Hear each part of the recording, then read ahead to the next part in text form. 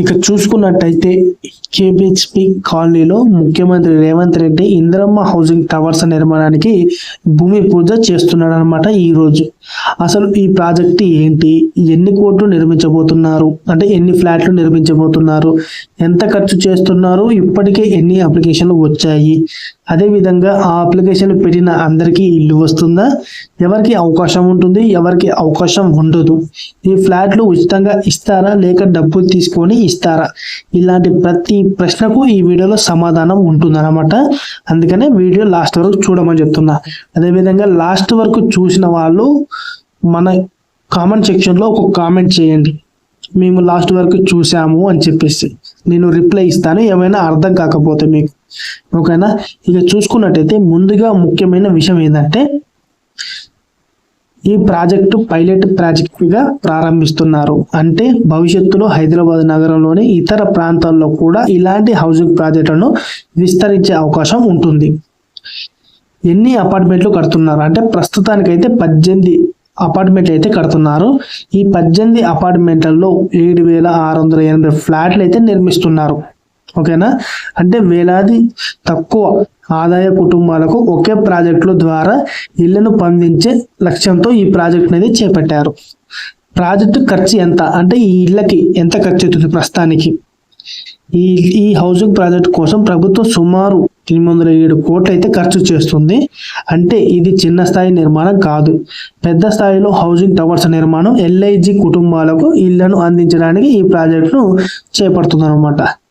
ఎన్ని నియోజకవర్గాలకు వస్తుందంటే 16 నియోజకవర్గాలను పరిగణలోకి తీసుకొని, అయితే ఒక్కో నియోజకవర్గానికి ఎన్ని ఫ్లాట్లు, ఎలాంటి కోటా ఉంటుంది, ఎలాంటి ప్రాధాన్యత ఉంటుంది అనే వివరాలు ప్రభుత్వం ప్రకటించే తుది మార్గదర్శకాలపై ఆధారపడి ఉంటుందన్నమాట. ఓకేనా? ఇప్పటికీ ఎన్ని అప్లికేషన్లు వచ్చాయని దాని గురించి ఇప్పుడు మనం మాట్లాడుకుందాం. LIG ప్లాట్ల కోసం దాదాపు 50,000 దరఖాస్తులు అయితే వచ్చాయి. కానీ మనం గుర్తుంచుకోవాల్సిన విషయం ఏంటంటే దరఖాస్తులు సుమారు 50,000 ఉంటే నిర్మించేది 7,680 ఫ్లాట్లు మాత్రమే. కాబట్టి అప్లై చేసిన ప్రతి ఒక్కరికి ఫ్లాట్ వస్తుందని అర్థం కాదు. ఓకేనా? ప్రభుత్వం నిర్ణయించే అర్హతలు వెరిఫికేషన్ సెలెక్షన్ ప్రక్రియ ఆధారంగానే లబ్ధిదారుని ఎంపిక చేస్తారు. ఓకేనా? అదనమాట. ఇక ఎవరి ఫ్లాట్ వచ్చే అవకాశం ఉంటుంది అంటే ఎవరికి వచ్చే అవకాశం ఉంటుంది అనమాట. ఇక్కడ LIG అంటే లో ఇన్కమ్ గ్రూప్, తక్కువ ఆదాయం వర్గం అనమాట. కాబట్టి ప్రభుత్వం నిర్ణయించే LIG అర్హతలను పూర్తి చేసే కుటుంబాన్నే పరిగణలోకి తీసుకునే అవకాశం ఉంటుంది. అందులో ముఖ్యంగా ఆదాయ పరిమితి, కుటుంబ వివరాలు, ఇప్పటికే సొంతం ఇల్లు లేదా ఫ్లాట్ ఉందా, ఇంతకు ముందు ప్రభుత్వం హౌసింగ్ పథకం ద్వారా లబ్ధి పొందారా, అప్లికేషన్లో ఇచ్చిన వివరాలు పత్రాలు సరైనవేనా, ఇలాంటి అంశాలు పరిశీలించే అవకాశం ఉంటుంది. అయితే ఇవన్నీ తుది ప్రభుత్వ మార్గదర్శకాల్లో ఏమి ఉంటాయో దాని ప్రకారమే ఫైనల్ అవుతాయి అన్నమాట. ఓకేనా? ఎవరికి ఫ్లాట్ రాకపోవచ్చు, ఇప్పుడు దాని గురించి మాట్లాడతాం. ఇక్కడ కూడా క్లారిటీగా ఉండాలి. అర్హత ప్రణాళికలు పూర్తి చేయని వారు, తప్పుడు వివరాలు ఇచ్చిన వారికి రావన్నమాట. అవసరమైన పత్రాలు సమర్పించిన వారు, ప్రభుత్వం నిర్ణయించే ఆదాయ పరిమితి అర్హులు కాని వారు లేదా ఇతర నిబంధనలు ఉల్లంఘించేవారు సెలక్షన్లో ఉండకపోవచ్చు. అందుకే కేవలం అప్లికేషన్ పెట్టినంత మాత్రాన ఫ్లాట్ ఖచ్చితంగా వస్తుందని భావించకండి. ఓకేనా? ఈ ఫ్లాట్ ఉచితమా అని అడుగుతున్నారు కొంతమంది. ఇది కూడా చాలా మంది అడుగుతున్న ప్రశ్ననే. ఇందిరమ్మ పేరుతో ఫ్లాట్ ఇస్తున్నారు కాబట్టి ఫ్రీగానే ఇస్తున్నారా? ఇప్పుడే ఖచ్చితంగా ఎలాంటి చెప్పలేమన్నమాట దీని గురించి సరైనదే. ఎందుకు అంటే ప్రభుత్వం 5 లక్షలు అయితే ఇస్తుంది, మిగతా 6 లక్షలు అయితే మనని కట్టమంటుంది. కాబట్టి మ్యాక్సిమం దీన్ని EMI రూపంలోనే ఉండే అవకాశం అయితే ఉంటుందని కూడా చెప్తున్నారు అనమాట. అందువల్ల అయితే ప్రభుత్వం అయితే ఎప్పుడు కట్టాలి, ఎన్ని భాగాలుగా కట్టాలని అయితే ఇంతవరకు అయితే మనకి ఎలాంటిగా కేటాయించలేదు. కాబట్టి ప్రభుత్వం మనకి అధికారికంగా ప్రకటించిన తర్వాతే ఏదైనా క్లారిటీ వస్తుంది. ఓకేనా? ఇక ముఖ్యమైన హెచ్చరిక, ఇలాంటి సమయంలో సోషల్ మీడియాలో చాలా రకాల మెసేజ్లు వస్తుంటాయి.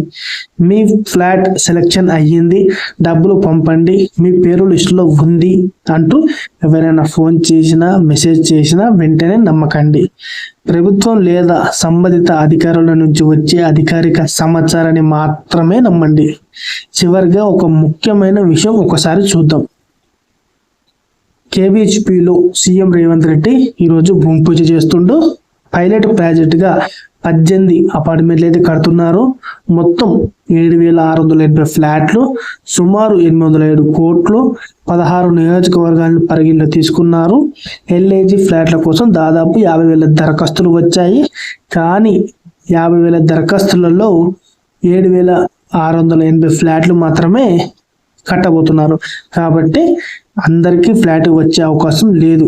ఎవరు అర్హులు, ఎవరు అనర్హులు, ఎలా సెలెక్షన్ చేస్తారు, ఫ్లాట్లు ఉచితమా లేదా చెల్లింపులతో, ఇవన్నీ ప్రభుత్వం ప్రకటించే తుది నిబంధనతో క్లారిటీగా వస్తుందన్నమాట. అందుకే మీరు కూడా మీ అప్లికేషన్ వివరాలు, పత్రాలు సరిగ్గా ఉన్నాయో లేదో ఒకసారి చెక్ చేసుకోండి. ప్రభుత్వం నుంచి కొత్త అప్డేట్ వచ్చిన వెంటనే మేము ఎంఎస్కే టాక్స్ ఛానల్లో మేమైతే వీడియో పెడతామన్నమాట. ఈ వీడియో కనుక ఉపయోగంగా అనిపిస్తే ఒక లైక్ చేయండి. మీ కుటుంబ సభ్యులకు, అవసరమైన వారికి ఈ వీడియో షేర్ చేయండి. ఇలాంటి ఇందిరమ్మ, ఎల్ఐజీ, ఫ్లాట్, ప్రభుత్వ పథకాల తాజా అప్డేట్స్ కోసం మన ఛానల్ అయితే సబ్స్క్రైబ్ చేయండి. జై హింద్. వీడియోని లైక్ చేయండి, మీ ఫ్రెండ్స్కి షేర్ చేయండి, ఛానల్కి సబ్స్క్రైబ్ చేసుకోండి.